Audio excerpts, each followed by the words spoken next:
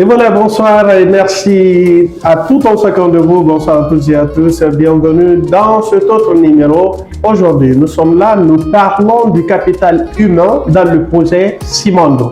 Nous savons que ce projet d'envergure nécessite forcément un capital humain important. Aujourd'hui, nous sommes encore avec le coach Sidibé qui est gestionnaire du cabinet Fati Consulting. Coach, bonsoir. Bonsoir. Vous allez bien? Très ravi. Merci d'être venu sur ce plateau. Aujourd'hui, nous parlons du capital humain dans le projet Cimando. Nous savons que ce projet concerne non seulement la Guinée, mais aussi le monde entier. Et aujourd'hui, nous allons parler de ce projet, mais ce volet capital humain qui est très important dans ce projet.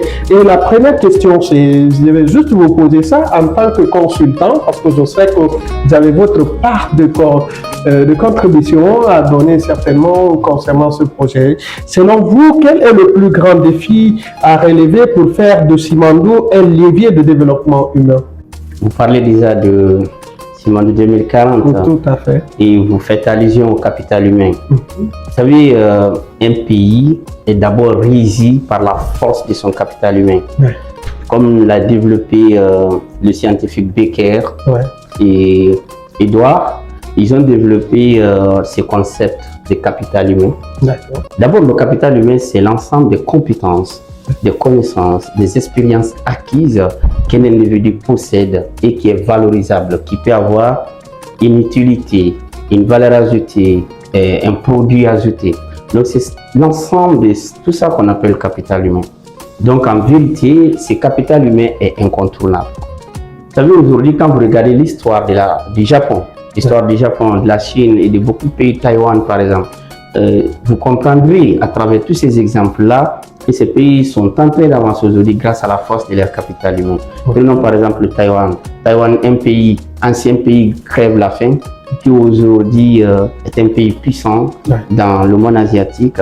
Prenez par exemple le Japon, un ancien pays, crève la faim, qui aujourd'hui se développe. Si tu prends le cas japonais qui est spécifiquement important, après la Deuxième Guerre mondiale. D'ailleurs, essentiellement des îles. Oui, bien sûr. Après la Deuxième Guerre mondiale, Hiroshima et Nagasaki ont été dévastés. Mais ils ont fait ce qu'on appelle ils ont créé le comité de développement industriel. Ils ont fait 100 jours de retraite. Ils ont dit on n'a pas de ressources naturelles ni de ressources financières, mais actuellement on a ce qu'il faut pour nous, ce sont les ressources humaines. Alors ils ont accentué le développement sur le développement du capital. Alors donc le Japon c'est comme ça, le Taïwan aujourd'hui qui est le premier pays producteur de semi-conducteurs dans le monde, c'est un ancien pays crève la faim comme je l'ai dit. Donc pour le cas de la Guinée, parce que là on parle de Cimando 2040, pour le cas de la Guinée, on est en train d'assassiner ces capitaux humains à la population, c'est-à-dire qu'on assassine actuellement ces capitaux. Qu'est-ce que j'ai envie de dire par là? Il n'y a pas de politique réelle de développement du capital humain. Imaginez par exemple, cette politique commence par le système éducatif. Ce n'est pas à travers Facebook, à travers les démarches des ministres qu'on doit comprendre c'est quoi le capital humain. Il faut un système, il faut une organisation de fonds, il faut un cursus bien structuré, bien organisé. Ce n'est pas des infrastructures. Donc moi je ne suis pas contre la ministre de l'enseignement supérieur, c'est que le fond n'est pas là en fait. On est dans la forme jusqu'à présent et depuis le temps général on a compté. Ça c'est vrai, on est dans la forme. À partir du système éducatif, on crée le capital humain d'abord. Donc on essaie d'inculquer l'éducation réelle à la jeunesse.